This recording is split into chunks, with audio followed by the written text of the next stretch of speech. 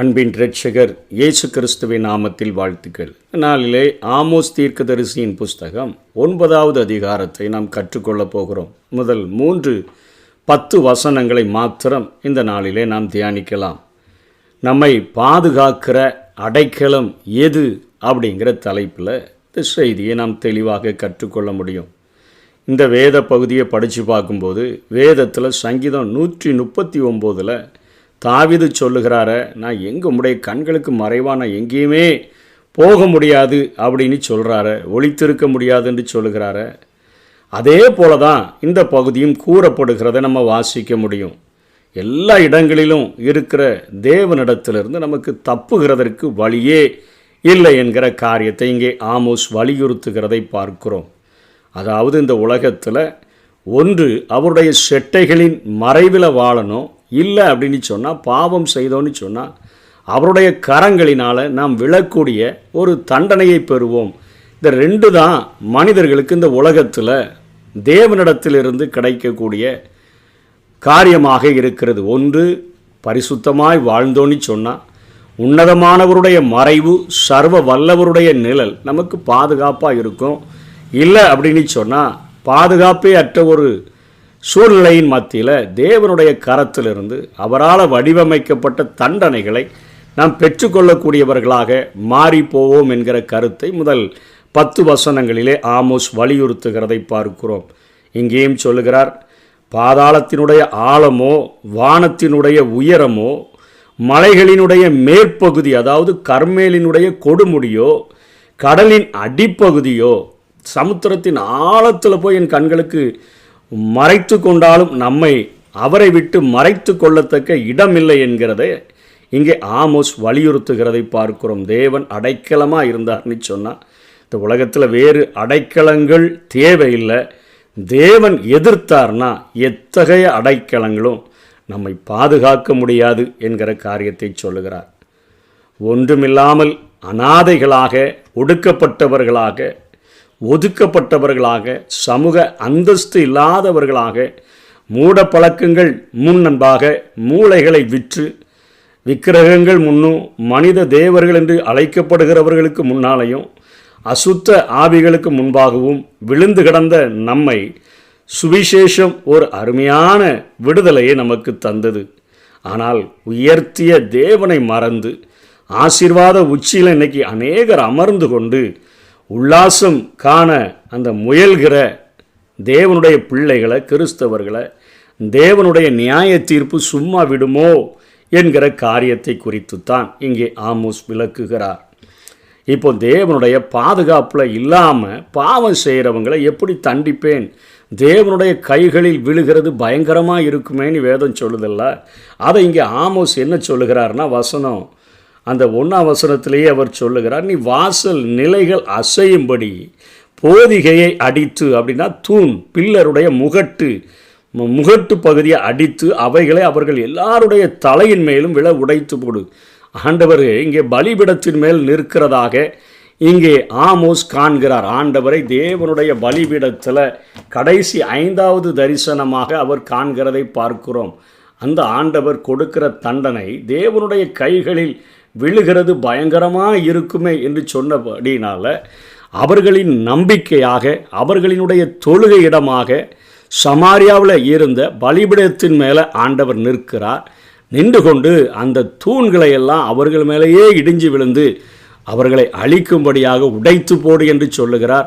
அதில் யாராவது தப்பி ஓடி வந்துட்டாங்கன்னு சொன்னால் அவங்கள பட்டயத்தினால் கொன்று போடுவேன். அவர்களில் ஓடுகிறவன் ஒருவனும் தப்புவதில்லை, அவர்களில் தப்புகிறவன் ஒருவனும் ரட்சிக்கப்படுவதும் இல்லை என்று சொல்லி ஆண்டவர் பேசுகிறார். அதற்கு கீழே தான் பாதாளத்தில் படுத்து கொண்டாலும் நான் அவங்கள பிடிச்சி கொண்டு வந்துடுவேன், வானபரியந்தம் ஏறினாலும் அவங்கள இறங்க பண்ணுவேன், அவர்கள் கர்மேலின் கொடுமுடியில் ஒளித்து கொண்டாலும் அங்கே அவர்களை தேடி பிடிப்பேன், சமுத்திரத்தின் ஆழத்தில் போய் படுத்து கொண்டாலும் அங்கே கடிக்க பாம்புகளுக்கு கட்டளையிடுவேன், அங்கேருந்து தப்பி சிறையிருப்புக்கு போய் அங்கேயாவது நம்ம சிறையிருப்புக்கு வந்துட்டோமேன்னு சொல்லி பெருமூச்சு விட்டுட்டு இருந்தாங்கன்னா அங்கேயும் கொண்டு போட பட்டயத்துக்கு நான் கட்டளையிட்டு என் கண்களை அவர்கள் மேல் நன்மைக்கல்ல தீமைக்கென்றே வைப்பேன் என்று சொல்லி ஆண்டவர் பேசுகிறதை பார்க்கிறோம்.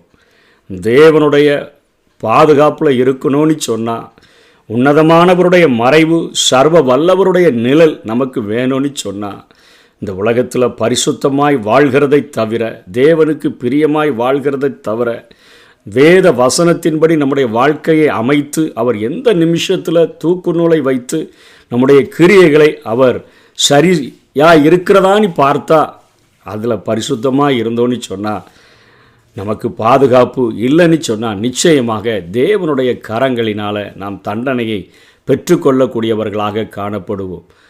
6ஆம் வசனத்தில் சொல்லுகிறார், அவர் வானத்தில் தமது மேலறையை கட்டி பூமியில் தமது கீழறையை அஸ்திபாரப்படுத்தி சமுத்திரத்தின் தண்ணீர்களை வரவழைத்து அவர்களை பூமியினுடைய விசாலத்தின் மேல் ஊற்றுகிறவர் கர்த்தர் என்பது அவருடைய நாமம். சிருஷ்டியினுடைய ஒரு வேலையின் அழகான ஒரு வரைபடத்தை இங்கே ஆமோஸ் சொல்லுகிறார். அவருடைய மேல் வீடு வானம் என்று சொல்லுகிறார், கீழ் வீடானது பூமி. அப்படிப்பட்டவர் தான் ஆமோஸின் மூலமாக மனிதர்களோடு கூட பேசி கொண்டிருக்கிறார்.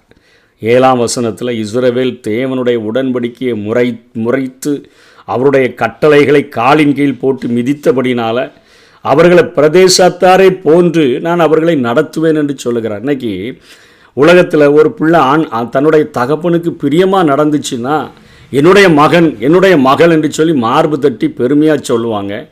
அதே போல தான் ஆண்டவர் ஓசியாவில் சொன்னார், எகிப்திலிருந்து என் குமாரனை வரவழைத்தேன் என்று சொல்லி அத்தனை பெருமையாக சொன்னார்.